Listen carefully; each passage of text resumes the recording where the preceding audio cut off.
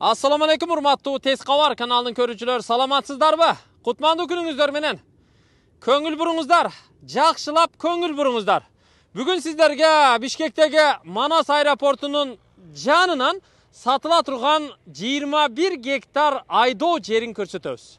Азыр Манас аэропортунун күнчыгыш тарабынан учуп конуу тилкесинин күнчыгыш тарабынан айланып өтүп биз Шестая голова айылынын кире беришине келдик.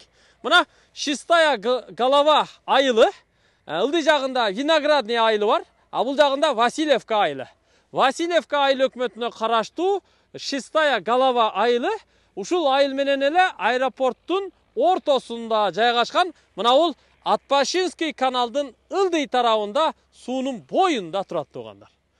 Ушул жол менен түз барып эле солго бурулуп, биз айткан айылга кирип кетсе болот. Бул болсо Атбашинский канал. Бул жерде суу бөлүштүрмөсү бар экен, ушул жерден таракты ачып, сууну ылдыйга чоң каналда айдап кетет экен. Кайра эле мына бул лоток менен ушу айдоо жерлерге сугат суу ушул жак менен лоток аркылуу бөлүнүп кетет экен. Суунун башында жайгашканы аябай жакшы экен туугандар. Келе турган жолун сиздерге жакшылап түшүндүрүп коелу. Шаардан сиздер Манас аэропортуна келе жатканда көпүрөдөн өтүп, аэропортко жетпей оң тарапка бурулуп, Мраморный айылына келесиздер. Андан өтүп эле учуп конуу тилкесини күнчыгыш тарабынан айланып келесиздер. Бул жагы Бишкек СЭЗ жактан келсе да болот негизи. Каналдын боюнда жайгашканы бул суу башы деген сөз. Анда бир катар сиздерге көрсөтөлү, 21 гектар жердин 3,5 гектары мына ушул жерде жайгашкан. Анан ортодо дагы бирөөнүн башка бир 4-5 гектар жери бар экен. Андан кийин дагы 17,5 гектар жер ушул эле катарда жайгашыптыр. Биринчи ушул 3,5 гектар жерин сиздерге тартып көрсөтүп коелу. 3,5 гектар жер мына ушул дарактардын нар жагындагы айдоо жер. Буга чейин быйылкы жылы бул жерге жүгөр эккен экен, уже баарын жыйнап алыптыр. А бул болсо ошо 21 гектар жерге кире турган сугат суунун лотогу. Ушул эле лоток менен түз барып, тиги жактан анан 21 гектар жерге суу кирет экен. Ушул лоток менен барат туугандар.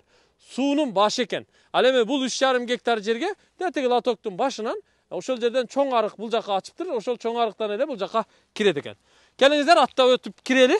Бул жерди сиздерге жакшылап түшүндүрүп коелу. Үстүнөн дрон менен дагы тартып көрсөткөнгө аракет кылып жатабыз.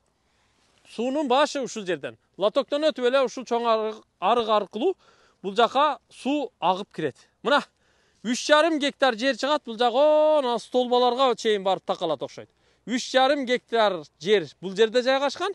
Анан ортодо бирөөнүк бар, андан кийин через 17,5 гектар жер жайгашкан. Аны да азыр барып сиздерге жакыныраактан көрсөтүп беребиз. Алыстабай туруңуздар, дрон менен тартылып жатат. Мына жакшы жер экен, суунун башы экен, аэропортко жакын экен туугандар. Андыктан каналдын боюнда ал дагы сөзсүз түрдө бир ыңгайлуу жагы, суунун башы жагы катары эсептелинет. Насип кылсын, бул жердин баасы 1 гектары 10 000 доллардан сатылат. 1 гектары 21 гектар 210 000 долларга сатууга коюлду. Бир адамдыкы. Андыктан шарт сүйлөшөсүздөр, келишесиздер, аласыздар. Азыр барып 21 гектар жерди сиздерге 17,5 гектар жерди калганын тартып көрсөтөбүз. Лотокту бойлоп эле барабыз азыр. Мына биз азыр каналды бойлоп ушул жак менен бир аз эле жүрүп келдик. Ушул жерге келип, оң тарапка бурулуп бул жакка түшөт экенбиз. Мына 17,5 гектар жерге келип калдык. Муну кошкондо жалпы 21 гектар болот. Чек арасы мына ушул жерден экен туугандар. Ушул ортодогу арык. Ушуну менен түз, наркы дарактарга чейин барып такалат. Ошол дарактар, анан высоковольтный линия турат. Ошонун бир жагы чек ара экен туугандар. Ушуну менен до конца ошо күнчыгышты көздөй ортодогу столбаларга чейин барып такалат экен. Жалпы 17,5 гектар жер. Нарагы менен 21 гектар болуп калат. Жалпы ушунун баарын гектарын 10 000 доллардан сатууга койду.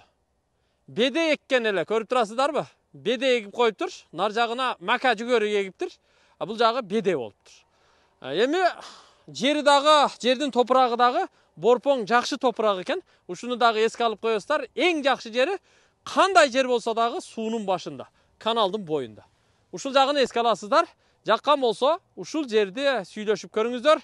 Алгандан кийин Кудай буюрса бул жерди иштетип пайдасын, мазасын көрөсүздөр. Насип кылсын, аракет кылыңыздар.